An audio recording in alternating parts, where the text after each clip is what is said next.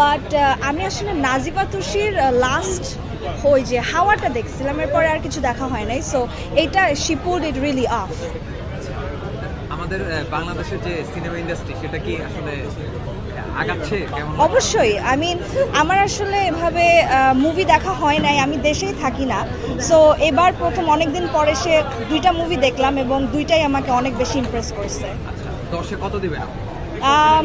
Pressure কুকারকে 9.5। I really liked it. আর কি মুভি দেখা হয়েছে? বনলতা এক্সপ্রেস। ওটাতে কত দিবেন আপনি? ওইটা আসলে অনেক হোলসাম ছিল এবং ফ্যামিলির সবাইকে নিয়ে দেখার মতো একটা ফিল্ম, সো ওইটাকে 10 দিব। তাহলে প্রেসার কুকার কি ফ্যামিলির মানুষজনকে নিয়ে দেখা যাবে না?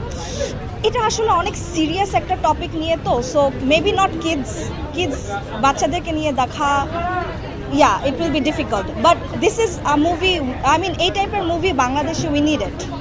সো ওইটাই আর কি। বনলতা শরীফুল রাজের অভিনয় ভালো লেগেছে, সাবিলা নূর ভালো লেগেছে, আর চঞ্চল চৌধুরী মুশারফ, ওনাদের কথা তো আসলে মানে বলে শেষ করা যাবে না, ওনারা তো অসাধারণ অভিনয় সবসময় করে এসেছেন, তো ভালো। আমি, আমার আম্মু, আমার খালামণি, আমার বোন, আমার ছেলে সবাই খুব উপভোগ করেছে। খুবই উপভোগ করেছে সবাই, আর হলেও দেখলাম সবাই খুব এটা উপভোগ করেছে।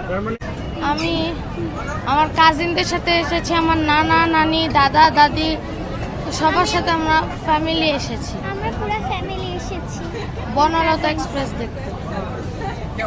দেখেছো এখন কোনো সিনেমা? হ্যাঁ, কি সিনেমা দেখেছো? বনলতা এক্সপ্রেস। বনলতা এক্সপ্রেস। আচ্ছা, আর আর কোনো সিনেমা দেখবে? হ্যাঁ, আমরা আরো দেখবো কি সিনেমা? রাক্ষস, তারপর প্রিন্স, এই যে এরকম আমরা দেখতেও পারি না। প্রিন্স কার সিনেমা জানো? না, আমার শাকিব খানকে ভালোই লাগে। সাকিব খানের কোনো ডায়লগ বলতে পারো? না, আমি বেশি দেখি না। স্পেসে কার অভিনয়টা সবচেয়ে বেশি ভালো লেগেছে? বনলতা মোশাররফ করিম। ইয়েস। যদি কোনো ডায়লগ থাকে ডায়লগ বলতে পারো? ডায়লগ ওইটা অনেক মানে যখন মোশাররফ করিম আর কি মানে খুঁজতেছিল, সে বকা খুঁজে পাচ্ছিল না, তাকে সে সাজেশন চায় অ্যান্ড দেন হঠাৎ করে বলে তুই গুখা, সো এটা অনেক ফানি ছিল।